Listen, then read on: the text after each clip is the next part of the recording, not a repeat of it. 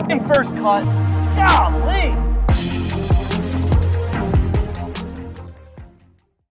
Welcome to the First Cut Podcast. I'm Rick Gehman, and this is your recap episode for this week's Masters. That's right. We've got a new Masters champion this evening, and joining me to break it all down, Greg DuCharme is here. Greg, what's up? Oh man, this was like a roller coaster ride, right? You're thinking this is over. First, it's complete. The tournament's over. Then all of a sudden, it's even more. And then all of a sudden, Xander Schauffele's. This was a tournament that could have been extremely unexciting, for lack of a better word, and it turned into something that was very exciting. So yeah, the Masters delivered again. It delivered again is absolutely right. Also here, it's the coach. Hey, coach, good to have you on a recap pod for, of course, the biggest event that we have. This is the greatest, and it was like a teeter totter, like Greg said, but also from a gambling perspective, we're going to get into it. We had two winners from the early edge this morning, head-to-heads, and just like we love, when the Masters app comes up and you know how like you'll hit your favorites and then they give you the update, I felt like at one point today, every update that was coming my way, double bogey for my guys. And then at the end, we had Xander who came back. Despite the triple, we still won the head-to-head, and that's what's important. So it was a good day all around for all of us. We've got a lot of Xander I've got a lot of thoughts about that scorecard that he put out there on Sunday. And the Masters, it may be over. March Madness may be over, but the sports calendar never sleeps. The NHL trade deadline, daily NBA, NHL, and Major League Baseball action. We've got the RBC Heritage coming up, good field next week, and NFL draft news and rumors, and of course, UEFA quarterfinals, and you're home to stay in the know for all of it. Well, that's CBS Sports HQ. CBS Sports HQ is the only sports news streaming service that is completely free. And how can you watch CBS Sports HQ? Well, it's very easy. It's available, again, for free on your computer, your mobile device, or your connected TV via the CBS Sports apps. Or if you're more of a YouTube person like myself, subscribe to CBS Sports HQ on YouTube for all the latest sports news videos on demand. Hideki Matsuyama is the newest Masters champion. It is his sixth career PGA Tour victory. Greg, he is the first Japanese men's golfer to win a major championship. Let's start with how the day started. A 4-shot lead. I don't know if you had a takeaway, Greg, for kind of what his strategy was, if he employed one, if he just kept his head down. He bogeys number one. He gets it back at number two, so he's even parred through two. And then things, they get a little shaky, but he's able to hold it together. Well, the first thing that comes to mind with Hideki when I watch him play now is how good that short game is. And Rick, earlier in the year, we discussed him and how great he has been around the greens, which is kind of a change of pace. He's been hanging in tournaments with his short game, and he had some streaks of better ball striking this week, and the putting seems to have improved as well, which helped him get this win. But as for strategy, the advantage of having a 4-shot lead and being in the final pairing is you have everything in front of you. You know exactly what you have to do. You can see when guys make a charge and where they make a charge. So you know when you have to be aggressive and when to kind of throttle it back a little bit. And it was evident on the first 9 today that holes, you could even include 3 in this, but specifically 4, 5, 6, and 7 played extremely difficult. And the wind was really high at that point when the leaders were going through there. The wind was up for most of the players in the earlier wave. So what that does is it limits the charge. It puts the halt on the charge, and it gives Hideki a calm. He can go about his business. He can play the hole the way it's supposed to be played. He doesn't have to take on any unnecessary risk, and it puts you in control. Right, it's like this is the analogy that we talked about in match play with playing horse, right? You control the game at all points because you get to see what they do first at every step of the way. And it really, there wasn't much that he had to do. He could hit it into the back bunker at 12, and 4 is a perfectly fine score. He didn't have to do anything. He didn't have to take on any risk, and that's what he did. And then when you hole a couple of putts and you make birdie at 8 and 9, it kind of seals the deal and makes the second 9 that much easier. But also, like, the putt at number 5 was huge for momentum. It just keeps you out of that shaky zone where you start to say, oh, it's getting away. It kept him squarely in control. So yeah, there were a couple of big moments for him on the first 9. Yeah, the first 9, Coach. Greg references holes 3 through 7. He makes par on all of those holes and gains strokes on the field. All of those holes were playing over par. And Greg references, he flies the green on 3, but he's able to get up and down from there. 5, he hits into the fairway bunker, and 5 is a brute. 5 is horrible. You're in that fairway. You're in the fairway. It's hard to make par. You're in the fairway bunker. It's almost impossible. He rolls it in at warp speed, probably dents the cup as it goes down, gets par there, and then he finally gets to the reprieve that is 8. Takes advantage of 8. He birdies 9, and now he is 2 under through his first 9 holes, heading into the second 9. And I'm thinking, okay, start engraving the trophy here. This is the moment I thought it's over. Hideki's got this. And as we played through the 9, and I felt the same way that you did, that making those big putts were going to allow him to coast a little bit. But what did we see, guys, on the second 9? We saw what makes the Masters so great. That you still have to go out there, and it's not just about, Greg said it, well, he could hit into the back bunker on 12. Well, you can't say at Augusta National, well, just hit it in the middle of the green and make a 2-putt, and you're good. Because we saw him on 15. He carries the green, goes back into the water. You still have to hit the shots. And if you don't hit the shots, all of a sudden water comes into play. All of a sudden there's a double bogey or a triple bogey. And I thought Hideki did a great job, even when he made the mistakes coming in, that he still was able to hit enough good shots, putting the pressure on Xander, putting the pressure on Spieth to have to make a birdie on every single hole, and just wasn't able to do it.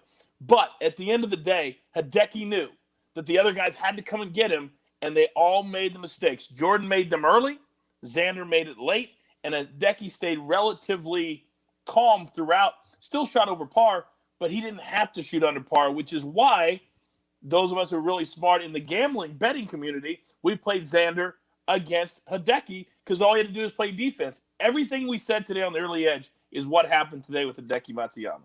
Yeah, that second 9. Sorry, Greg. Yeah, hit it. Yeah. Just to add to that point, like if you watch Xander start to make that charge, he makes birdie he birdied 12, 13, 14, 15. So he makes 4 in a row. So he's on a 3 birdie stretch when Hideki's on 15, and he's sitting in the fairway at the very same spot that that Seve Ballesteros was sitting back in 1986, where he hit it into the water short of the green. And all of a sudden, because of what Xander was doing, because of the charge that Xander was making, Hideki felt like a birdie would go a really long way here. And so he got a little bit more aggressive. And maybe he just hit a bad shot. It came out a little low and a little left of what he expected. But it seemed to me like the play there, if you have a 3-shot lead, is to hit it way out to the right, and then you can 2-putt for a birdie. If it gets in the bunker, if it trickles over, you make 5 at worst. And so because Xander's charging, he gets a little more aggressive. But then on the very next hole, on 16, when things have really tightened up, Xander goes first and hits it into the water, and it makes over. Bogey. But all of a sudden, bogey's fine. Yep. Even though Zalatoris is Zalatoris is running out of holes, so it's going to be really hard for him to catch him. And all of a sudden, he takes the water completely out of play and leaves himself a tough 2-putt. But still, you're not making 5, you're not making 6, you're making 4 at worst. That pressure was applied to Hideki Matsuyama for about 6 minutes. That was about the amount of time it lasted before Xander hits it into the drink on 16. We're going to talk about him in a second. But to wrap up Hideki Matsuyama's second 9, so he makes bogey on 12. He gets it right back at 13. He makes bogey on 15, flying the green on his second shot into the water. And then he makes bogey on 16. But, Coach, those 2 holes, I didn't think it was all that bad. Like he nuked his second shot on 15 into the water. That's whatever. Maybe it's adrenaline. Maybe he missed his number, whatever it is. 16, he just hits it on the safe side of the green after watching what Xander does. And then he's not a very good putter. He 3-putts. That's fine. I'm willing to write that off. The one really bad swing that he took on the second 9, in my opinion, was sitting in the middle of the fairway on 18, pitching wedge in hand from 125 yards out. That's automatic for Decky Bot. This guy just hits it to 12 feet every single time, sprays it into the bunker, and now I'm thinking, okay, this could get hairy. I thought at first that maybe it would have plugged because it was a wedge, and they weren't showing the way the lighting, you couldn't really see the ball very well. So I thought maybe it was plugged. And if that's the case, then maybe that Friday he has to score it. It goes over. Now we might have an issue. But I also, and I'm one of the announcers, and I'm sure I've been guilty of this before, but I try to now at this point in my career, I don't try to romanticize things unless they deserve to be romanticized, right? And when you think of the fact that Hideki Matsuyama, I've told people on many occasions, if I did not live in the United States, the country I would want to live in is Japan. For a lot of reasons, but because of the people. And the people love each other, and they love their heroes, and they love their sporting icons, and the way they treat their athletes over there. I wish we treated our athletes here like that. But I just like the way they live. I like the Japanese culture. I love it all. To know what I've experienced over there, and to know that he's one of their beloved sons, and he was still able to keep that pressure. And that pressure is real, guys. It's real. You're talking about probably $10 to $30 million he's going to make off of this win alone in endorsements and all these different things. That is real pressure. And he was able to handle that today. And I thought he did it in great fashion. And congratulations to him. And I can only imagine what it's going to be like, guys, when we get to the Olympics in August. Right. And it would not surprise me if we see him walking out holding that damn flag as a Masters champion. And I'm getting goosebumps just thinking about it. It could be an awesome, awesome thing. I think he's gonna light the torch, Greg. I mean, this is Coach is absolutely right. I mean, this is Monday morning. I'm sure all televisions were tuned into what was going on at the Masters. You know, they piped us into the feed a couple times with the Japanese commentary, and this is you know, we probably can't even do a good enough job of quantifying it or painting the picture of how big this is for Japan, for the game of golf in Japan, for, I mean, everything, this victory for Hideki. Japan is, they love golf over there. There are a ton of golf courses and a ton of golfers, and it's a beloved event. I mean, I don't know if this has any impact on what is taking place in Japan. I would imagine Hideki Matsuyama's Wikipedia page is run by someone who's Japanese. That would just be a guess. And at 5:10 this evening, my producer from SiriusXM sent me a text message, and it said, you know, Hideki Matsuyama's Wikipedia page already has him as the winner. And it said he won. He was on 14. He was on 14 at the time. And so you think about what, I don't know who's running that page. I can't speak to that exactly, but they are expecting a victory at that point. And it just simply adds to pressure. And you can imagine that if somebody is going onto that page and changing that and expecting that victory, there's a whole nation of people that are expecting the victory by the time you get, I mean, today when he starts on hole number 1, and then when he gets through the first 9, it's locked up. It's sealed. The deal is sealed. And then you get a guy like Xander Schauffele chasing you down, making a bunch of birdies in a row, and Will Zalatoris hanging in there, and the pressure just continues to mount and mount and mount. So it's hard for me to quantify. I know less than you do, Coach, about how that culture is and how much they love it. But I can tell you, Hideki Matsuyama, no matter what he does, like here in America, there are a couple of players that whether they shoot 72, 82, or 62, they're being covered. Jordan Spieth, Tiger Woods. Maybe, yeah. I mean, those are that really might be the two list. Guys. Yeah, that might be the list. Realistically, it's the list. I was going to say Rory, but Rory's gotten to a point where I don't even think he's in that category unless it's at the Masters. Hideki Matsuyama faces that pressure week in and week out for a whole nation. Whether he shoots 85 or 65 or wins a Master, he's getting all the same coverage, and it's relentless coverage, and they love him. And so this will be. Yeah, I'm really proud of him. I'm happy for him. I told this story a couple times this week. I mean, I was at Shriners a couple of years ago, Thursday morning, 7:15 a.m. There is no one out there. There are 6 total fans on the course, and there's like 5 Japanese press guys following every shot that Hideki's hitting. I mean, this is it doesn't matter what event, doesn't matter what course, doesn't matter whatever. He is being covered like it is a major championship. So you can imagine what happens when he actually does win a major championship. A couple of my favorite stats from this victory for Hideki, Coach. 1, this now moves players who held a 4-shot lead after 54. It moves them to 12 and 16 all time in converting them to victory. And then this one's my favorite. Hideki Matsuyama becomes the 7th player ever to earn both low-am honors and win a green jacket. That is full circle stuff. I love that. Did it shock you guys when you heard them say the first time this weekend, Hideki Matsuyama playing in his 10th Masters this week? I'm like, what? Yeah. What? And they said, and he's only 29 years old. 29. I'm like, what? And I it was a combination of I didn't think he was that young, but I also didn't think he had played in that many Masters either. And it just really shocked me. But here's one thing I noticed, guys, and when I work the Masters, the one thing they will tell you is they don't want any negative speak. They don't want you to bring up anything negative. They wouldn't let us show highlights of a negative shot. Like, remember when Sergio went 10, roll back. We couldn't show it. Yep. So it was shocking to me. They didn't show the video. But did you notice how much they talked about the Jordan Spieth giving away 5 shots, the Greg Norman giving away 5 shots, all these things? I was really shocked that they were allowed to talk about it as much on the broadcast as they were, but they had to, I felt like, in order to have that credibility. To me, yes, I think there was a credibility aspect to it, and to me, I also think there was a part of it of almost saying, "Don't change the channel yet. It's not over yet."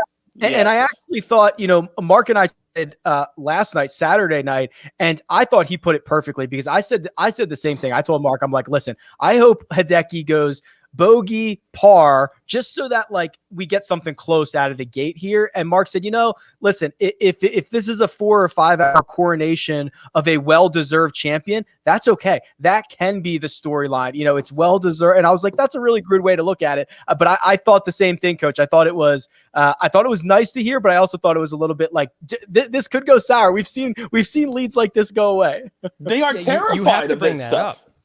up. But Greg, they're terrified of what the Green Jackets are going to say because they give you these rules. I'm telling you, in the trailer that I was in when I called the highlights, they had up on the wall things that you could not say. It was nerve-wracking because they wanted the highlight up within 3 minutes of us getting it. Well, if I didn't do it correctly, we had to keep starting over. So there's a lot more rules behind the scenes that I know that we know about that most fans at home don't know about. And so I'm glad to see them loosening up a little bit around Augusta National and allowing CBS to really tell the story that they need to tell. Well, that is, Coach, that is a critical aspect of the story, not just because of the 5-shot lead, but you think this is and we talked about this a little earlier in the week, the anniversaries that live on this day and on this week, this Masters in 2021. You think 5 years ago of Jordan Spieth, 10 years ago in 2011 with Rory McIlroy, and then you go back to 1986, and you had that tournament is remembered for what Jack Nicklaus did, but you also have to think about it and remember what Seve Ballesteros did and what Greg Norman did coming down the stretch. They weren't necessarily holding a 5-shot lead, but there was disaster for both of them that cost them the tournament. And so there have been in this kind of 5, 10 or 15 years ago, or a number along those lines, you've seen some really dramatic happenings take place. And when Hideki got through number 12, I kind of thought he was safe. And then when he hit the shot on 15, I said, have I been fooled? Because I'm waiting for, okay, he's got to get past it. Okay, he did that. He's checking off all the boxes. He got past here. He's still in clear control. He's still going to do. And then all of a sudden on 15, and Xander almost holds it for eagle. It's like, is this really going to happen again? Yeah. So it was, I do think it's an important part of the story. It is, and that is why I'm going to listen. We're going to talk plenty about Will Zalatoris. He finished runner-up. He finished 1 shot back here, but with Xander and Hideki playing together and the story kind of being that for the vast majority of the event, let's jump down to Xander Schauffele and talk about this because, Coach, if I would have told you that Xander Schauffele made 7 birdies on Sunday at the Masters, including every hole from 12 to 15, I'm assuming you'd think the result would be different than him finishing 3 shots off the lead. 100%. I would have thought that he would have won it because nobody ever moves forward in the Masters unless they're forced to. Well, if you're going to tell me that Xander has 7 birdies, that means he wasn't forced to until after the 12th hole. And then it's a little hard to flip that switch and say, okay, now I've got to start making some birdies because this guy is coming up on me. And I had like 3 buddies who follow us on our bets on the early edge, and they were hot. You know how it is. They love it when you're picking winners, but all of a sudden they're like, Xander's terrible. They're like, this is like on hole 6, hole 7. I was like, listen, he's a grinder. He's the classic comeback, make the birdie putt. You don't realize it. They don't show him. Then all of a sudden, he's done 2, 3, or 4 in a row. And that's exactly what he did on the back 9. They showed the story. Or it was Marty Smith this morning on SportsCenter talking about how Xander back in 2014, he admitted what happened back then when he was standing on the 13th tee and he had to lead the Masters. He's like, oh, snap, I got to lead the Masters, and then hit a bad drive and the rest was bad. How is this going to affect him, guys? Think about this. And Jim Nantz sticking the knife in as he goes, we never see balls in the water at 16 anymore. I know. Right? Maybe in the old days, but not now. You're like, thanks, Jim. But how is that going to play on Xander's psyche when he knows he was right there? And again, and it was the first triple he'd had ever in a major championship, ever in his career. And it happened on the 16th hole at the Masters, when he would have been, with a par, he would have been 1 back with a par. There's 2 different disasters for Xander Schauffele, Greg. Holes 3 through 5 that he played 4 over, including a double on 5, and the triple that he took on 16. And you can look at the triple that he took on 16 because he said he had the right number. He said he hit it perfect. He said he flushed it, and maybe they misread the wind or whatever. That you maybe give him a pass on that one. For me, things started to spin for him on 3. He hit a perfect drive. It was right down where everybody else was. He hits that pitch up to the elevated green, leaves it at his feet. Things start to spin. Didn't hit a great shot into 4. 5 gets out of hand very quickly, and it kind of took him a second to get this back. I'm more concerned about this on a major championship from 3, 4, and 5 than I am about the shot that he hit on 16. I understand what you're saying, and he gave away the tournament. He gave away a realistic chance of the tournament during that stretch. Twice. And it became like the run from 7 to 15 where he makes all those birdies. The only other hole so he made 6 birdies in that stretch. He also birdied number 2. But during that stretch, you almost feel like you're out of it. You're basically done. You're just you're playing for position. You're of course trying to play as best you can, but you're thinking after number 5, your tournament is over. Your chances of winning are over. So that stretch is kind of an easy stretch. And then all of a sudden, you get an opportunity on 16 where you're back in the mix. Now, because Hideki hit it in the water at 15 long of the green, now you're back. You've been let back in. You're in the mix after you make birdie at hole number 2. You're right there. And so both times you get yourself right there in position, all of a sudden you go on a little bit of a bad run. You hit a bad shot, and it is concerning. I do think, Rick, however, 3, 4, and 5 played very difficult, and I think he'll look at those holes and say, okay, I hit a bad tee shot at 5 and kind of got a bad break. It got away from me more than it normally would over there, and you can almost write that off because you put yourself back in the mix. You came back from it, but 16 is so final. All of us, there's no opportunity to come back. It's like hitting it in the water on 17 at Sawgrass. It's over. It's over. It's done. It's over. There's no chance to come back. And so at that point, that's the one that's going to stick in his mind. Now, he did everything that he could. I understand that. But I think Xander in this one probably handles this okay. And the reason is he was trailing. He wasn't expected to win heading into the final day, and he got himself a chance he put himself up to the test, and he gave himself that chance, which is well deserved. But the next question for Xander, and Kyle and I have talked about this many times, is what happens with the lead. So this doesn't fall in the category to me of I can't do it. Whereas if he were in Hideki's shoes and lost this tournament, if the roles were flipped, and Xander was Hideki with a 4-shot lead and hits it in the water at 16, he could start to say, I can't do it. I can't play with a lead. What's wrong with me playing with a lead? Whereas he has plenty of evidence of coming from behind and trailing and chasing. So I think he's going to leave this tournament feeling not too much has changed. There's still some things he's got to work on in his game, but I don't think he's going to leave here too brokenhearted. That's he will leave there a little broker though, because that cost him about $800,000. But I digress. Well, Coach, how about this? Because it is interesting, right? You've got a guy who is going to wake up tomorrow morning, the 5th-ranked player in the world, and I think there's a lot of questions about that 5th-ranked player in the world because he's never converted on any of his 54-hole leads. All 4 of his PGA Tour victories have come from behind. He's been trailing in going into the final round, and he's also a guy that we kind of lump. So there's Tony Finau's bucket, which is like he top 5s, top 10s, everything, but never wins. And then there's just kind of like adjacent bucket, which is like, okay, Xander Schauffele has won a couple of times, but he still doesn't win as much as he should. And he's the 5th-ranked player in the world. How do we reconcile all this? Well, first of all, I think the world rankings, the way they do it, is an absolute joke. The fact that Will Zalatoris is in the world top 50 is kind of a joke. But you know what's going to be tomorrow, Coach? You know what he's going to be tomorrow? Well, this will drive you crazy. Yes, it will. Tell me. 27. Stop it. 27th ranked player in the world. Stop it. But these new guys that come out, they just get points and they don't lose any points. Stop. All you can do is accumulate points, and that's a system. Come on. But regardless, Xander now, and there's becoming more and more examples in Hawaii when he couldn't 2-putt to win there. And now we're talking this year. What have we been saying on the show all the time? Oh, he's a top 25 machine. Well, he's been a backdoor top 25 machine. By the way, Tony Finau did go top 10 today. But now with Xander and getting in these big spots, and everybody's saying he's the best player on tour. Everybody talks about it. He's this. Well, he's not to me, because he puts himself in these positions and then he fails one time after another. And I understand he's getting big paychecks, but so is Tony Finau. Some of these other guys that stack cash.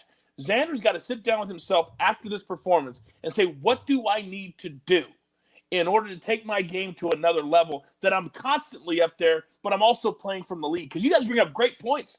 He never plays from the lead. It's always come from behind, and that's an issue. And he's got to figure that out. Will Zalatoris finishes runner-up. Greg, this kid answers every single question. As I mentioned, he is going to wake up tomorrow as the 27th ranked player in the world. He's still not going to be a fully exempt PGA Tour member. So while we're rewriting the official World Golf Rankings, while we're doing all the system, maybe we need to look at, FedEx Cup points, how the tour handles, how they distribute these cards, because this is bonkers at this point that this guy is not a full member. Crazy. Yeah. Well, the issue that he had was COVID. COVID did this to him. So I don't think we have to rewrite any rules here, because we're rewriting them all. He would have won. He would have earned his card through the Korn Ferry Tour last year, right? He earned that position, and correct. So I think there's a great fortune, and also with the official World Golf Rankings, while it may not be perfect, I think it's a pretty good system. As I've looked at this and thought, how do we make this better? I think they do a pretty good job of covering all their bases here. Now, Will Zalatoris gets he gets opportunities because he's able to continue to excel and earn these World Golf Ranking points. It gets him into events. It gets young stars and young faces into events like World Golf Championships. And I think there's a place where that's a good thing. Although I understand your concerns, Coach. It's not a perfect system. I totally understand that. But Will Zalatoris, Rick, do you want to have something to add there? No. I was just going to tee up for something else. Keep going. Okay. So what? Yeah, I'll tee myself up. There you go. This week, Will Zalatoris, for a while, this tournament was reminding me of the 2014 Masters, where Bubba Watson is kind of in a runaway, and Jordan Spieth's he's the closest. He's the only guy who would be there if something collapsed and fell. And after Xander went through that spell at 3, 4, and 5, it kind of felt like that. You have the young Masters rookie challenging an experienced Masters player who's doing everything the right way. And I kind of had this feeling of Bubba and Jordan with Matsuyama and Zalatoris. So that was very interesting to me. But it's important for me to bring up, at the beginning of the week, I was very high on experienced players. And I said this week would be, it's going to be important because of the more difficult conditions. It's going to be important for you to have experience and understand how to play the golf course and do all these things well. Well, Will Zalatoris, in a way, proved me wrong because this is his first Masters. But at the same time, he works very hard with the guys from Decade Golf, Scott Fawcett and Lou Stagner, on how to attack golf courses, how to play golf courses, and what the statistical percentages are. And he said in a message to them, hey, you guys have given me 25 years in less than 1 year. And I think that's really valuable and really important. So he is understanding how to play golf courses. The strategy that he deployed this week was advanced beyond his years. And that's what Jordan Spieth did in 2014 and 15 as well. So I see a similarity between those two players. They're different in their style, but their tact and strategy around here, I think, is quite similar. Not only has Will Zalatoris been piling up top tens, Coach, but the last two major championships that he's played, so the two that he's played since 2020, T6 at Winged Foot, runner-up at Augusta National. My goodness, he answers the bell. And if I'm other players, I'm not even looking at his game, because his game is top-notch. He's going to be here for a long time. If I'm another player on the PGA Tour, I'm looking at his interviews on Saturday and his interview after his round on Sunday, and I'm saying that should be how I should look at everything. And what I'm talking about is when Amanda Balionis asked him today about, being in this position, exalted in his very first Masters, he's like, I've been dreaming about this since I was a kid. This is all I've ever wanted to do. So now that I'm in this position, why shouldn't I just go out there and try to take it? Why shouldn't I just go out there and try to win it? And I'm like, how come more athletes can't think like this? He knows that he's going to make all the money he could ever make. And I think a lot of times athletes get caught up in here's what I'm going to win if I win, and that just completely tears them down. He's like, I want to go out there and see how much I can win and see how high I can climb. And that's a completely flipped upside down mindset that most athletes, when they get to that level, don't have.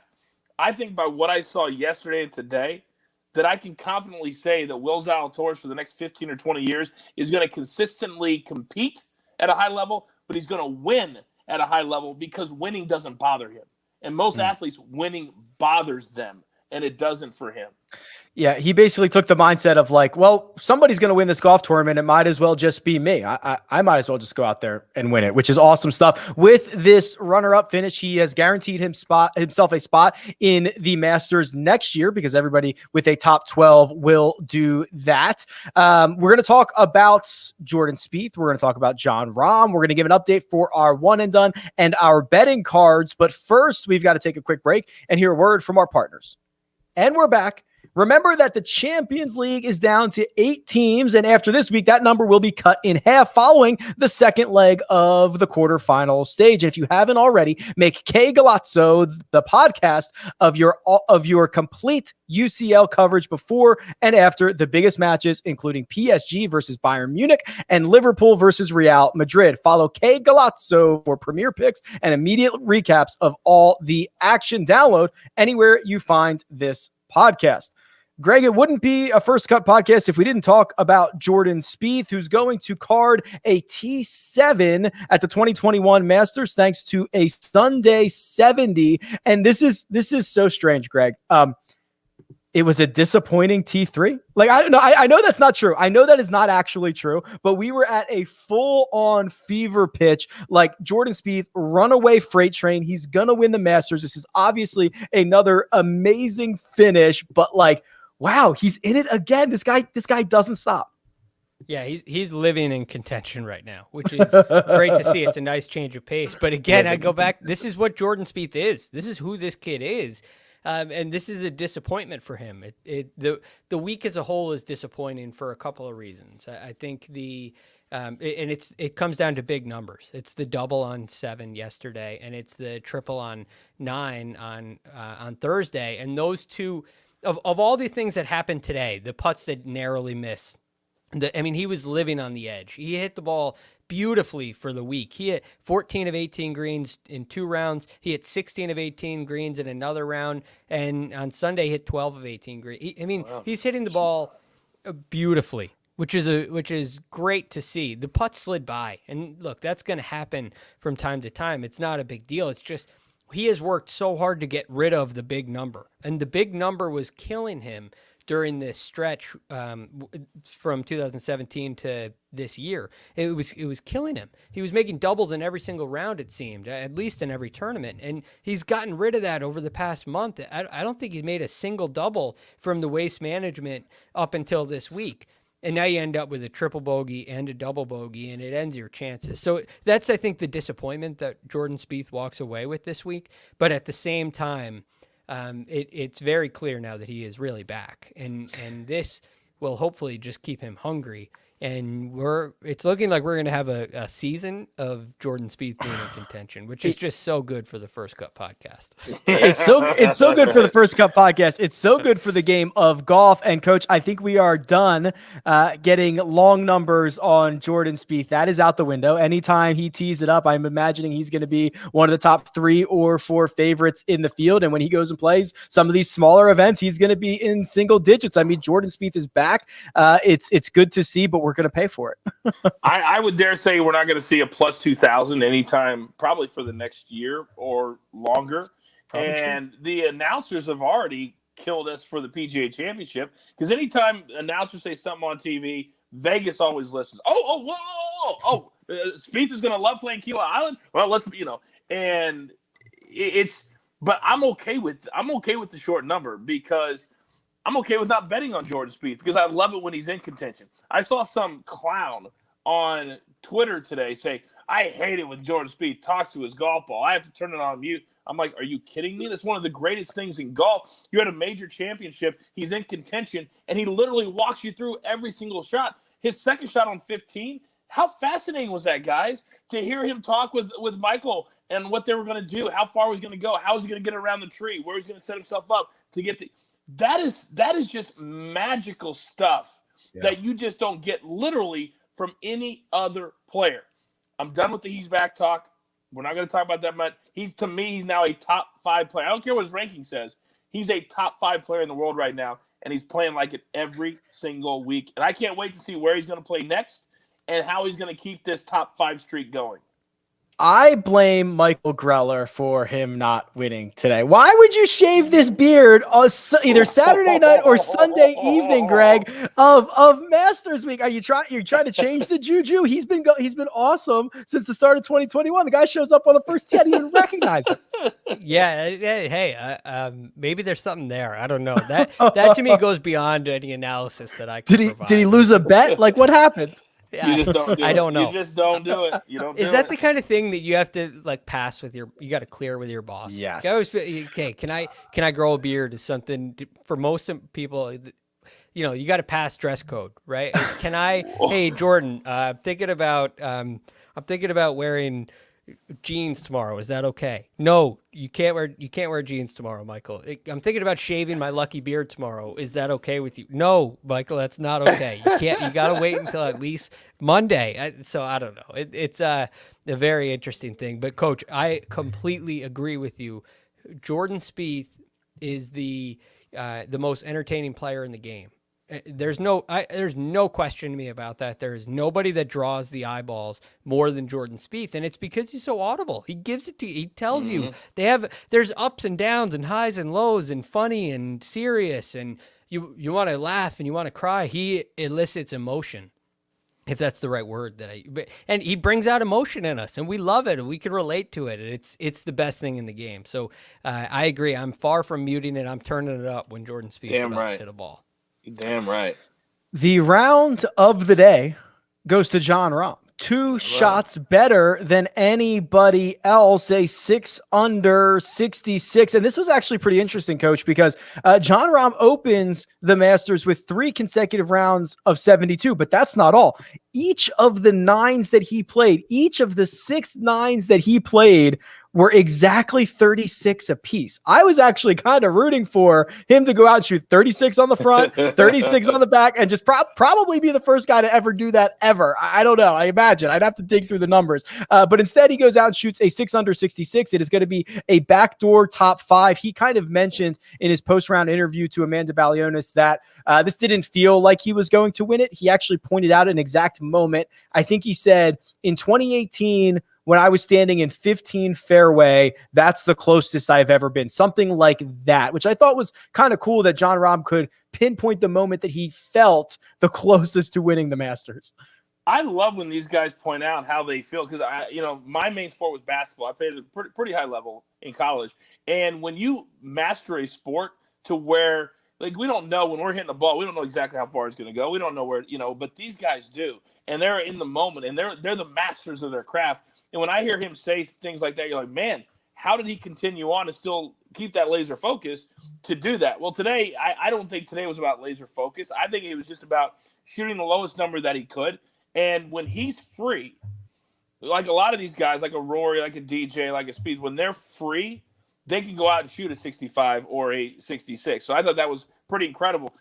To your nugget about the numbers, I was shocked to hear that Jordan Spieth was the first player in the history of the Masters to birdie hole 10 all 4 days. Yeah. All four. I'm not sure, maybe Tiger done it once, or Jack, or just some random player just stumbled into 4 birdies. But that shows how hard that hole is, that doesn't happen. So the numbers, I love number kind of stuff, and I know you're a number guy, and Greg too. But I thought Rahm really set himself up nicely today.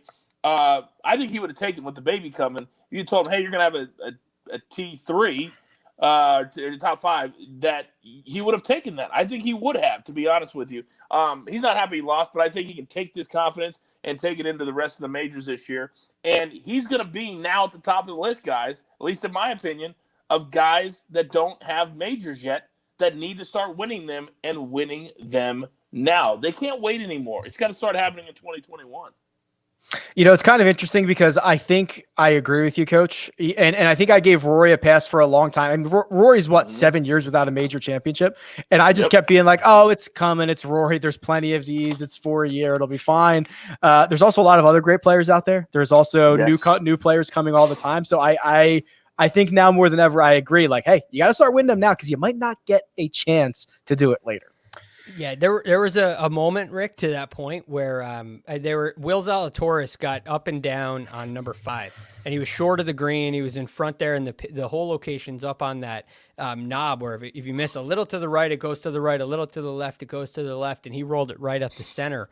And they were talking about how that's kind of it's one of those moments where it's the beginner's luck. Almost, you don't know, you don't have the experience in missing and how disastrous it can be. So you kind of, and there's a little advantage to that. When you get it out of the way early, it frees you up to continue to go and do it all along. Whereas for a guy like, think about Rory McIlroy and all of his chances at the Masters. He's going to have one every single year, an opportunity, but they just keep on sliding by. Arnold Palmer never won a PGA championship, right? The longer you wait, the more difficult it gets, the greater the pressure gets, and everyone starts to feel like a little more and a little more and a little more of any player with a career Grand Slam.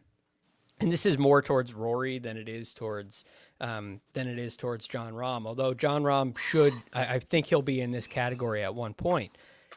Nobody's ever won the career Grand Slam going more than 3 years in between their third, winning their not their third major, but their third leg of the Grand Slam. Third leg, to the fourth. Never been more than 3 years.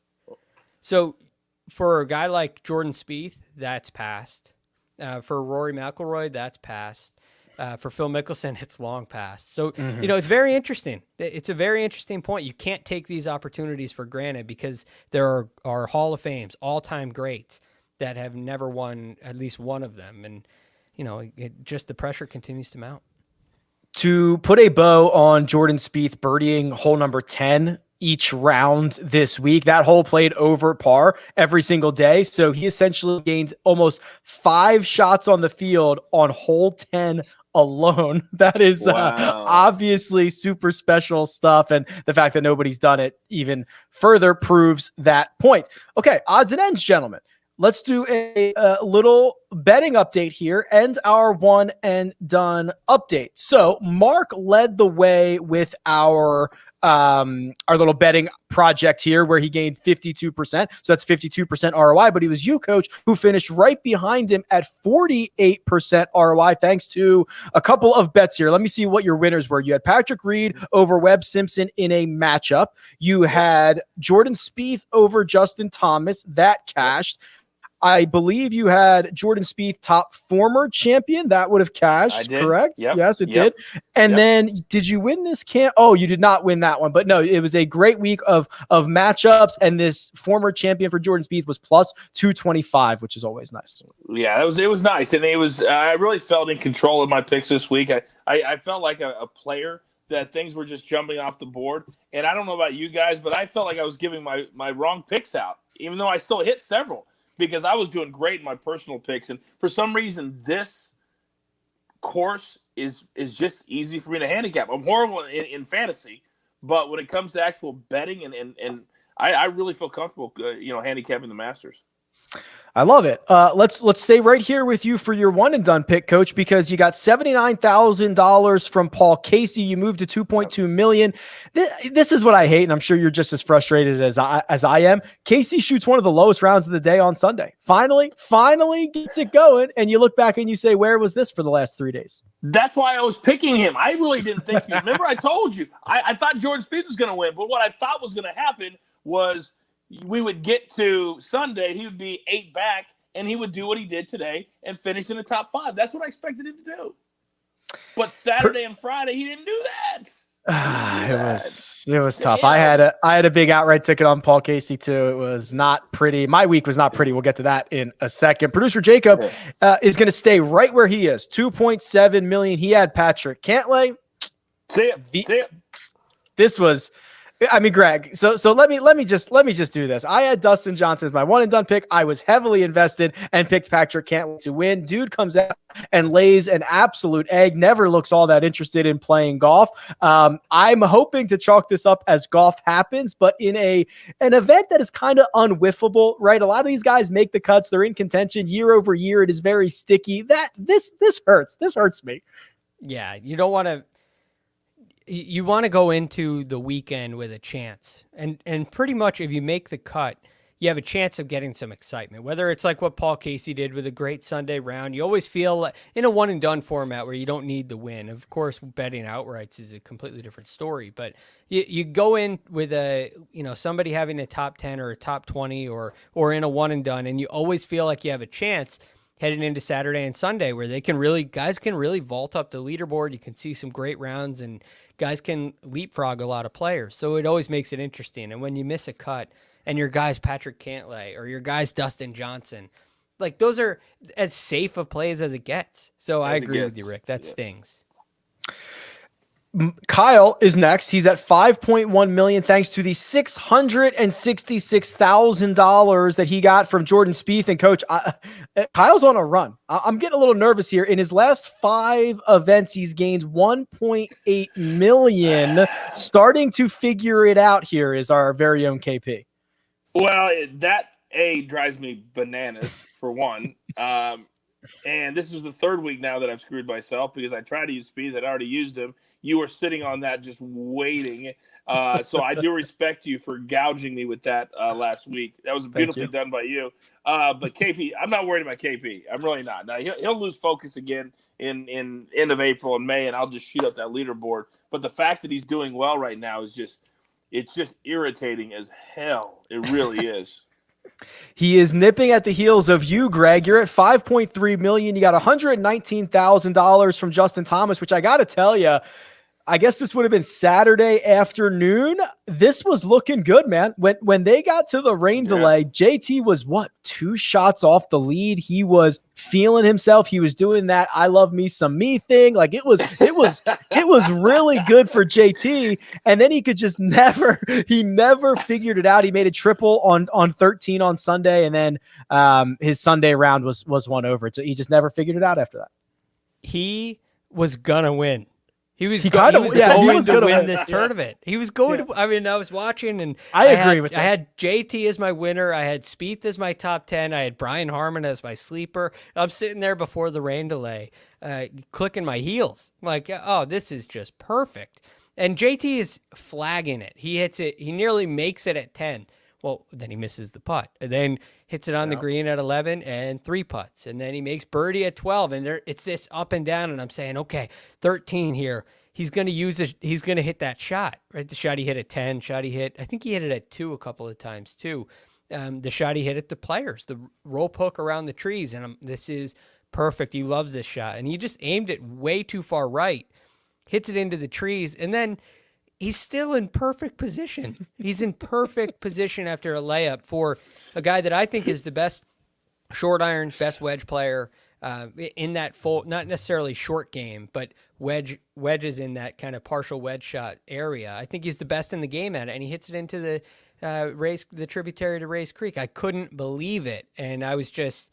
It seems like every Masters, JT gets himself in position. He gets really close, and there's a moment where it turns. It happens. It's not just for JT. It happens for everyone. And unfortunately, it took him out of play for Sunday. It certainly did. I like that. This is like our vent time for the week. I like this, where we get to just vent about all of this. Makes me feel a little bit better. Mark also took Jordan Spieth, $666,000 for Mark, so he's closing the gap on me. He moves to 6.4 million. And Coach, my run of great picks stops. It is just halted by Dustin Johnson, our defending champion, the #1 player in the world, the guy that I thought was probably safer than most, gives me exactly $0. Both Dustin Johnson and myself earned the same amount at Augusta National this week, which is not a good sign. How sad is it that I want to beat you so badly that I actually had DJ in a couple of real money head-to-head matchups, and I didn't care about losing those because he missed the cut, and that meant you didn't get any points. That is sick. It's demented. I didn't care about losing real money or the fact of beating Rick G. I've got to change. I've got to change my mentality because that's just wrong. It's wrong on every level. Coach, I was thinking the same thing when DJ was coming down on Friday. I was like, he's got to miss this cut. I need him to miss it. Because meanwhile, I'm thinking JT is going to earn me $2 million, and I'm going to be right back in the mix. And Rick's prevent defense strategy that we talked about earlier in the week isn't working. I was so excited. Yeah. But it turns out he's still leading by a healthy margin. Margin. It is, and if he makes the cut, he goes out and shoots like he does that 66 thing on the weekend and flies up the leaderboard and gets me T8 money, and that would have not been pretty. So good thing it was a big moment. Yeah, he did indeed miss the cut. Gentlemen, we have just crowned our 2021 Masters champion, our first major of the calendar year. We actually have a pretty good field for Heritage next week. We'll be back to break all that down, but any final parting words for our Masters recap episode? I'm good. I just love doing this with you guys so much. And the fact that we're doing it on a Sunday night of the Masters is just super cool for me. So thanks for having me on the show this year, guys. I really, really enjoyed it. Of course. Well, Coach, we love having you. And I second all those things that you said. And look, I also want to just congratulate Hideki Matsuyama. It was hard fought, well-deserved. And I'm really proud and happy for him. Awesome stuff. We'll be back at it again on Monday with the DFS breakdown for the RBC Heritage. But for now, let me thank producer Jacob doing all the hard work behind the scenes. Let me thank the coach, who you can find on Twitter at @TheCoachRules. And let me thank Greg DuCharme, who you can find on Twitter at @TheRealGFD. You can find me at RickRunGood. This has been The First Cut, and we'll catch you next time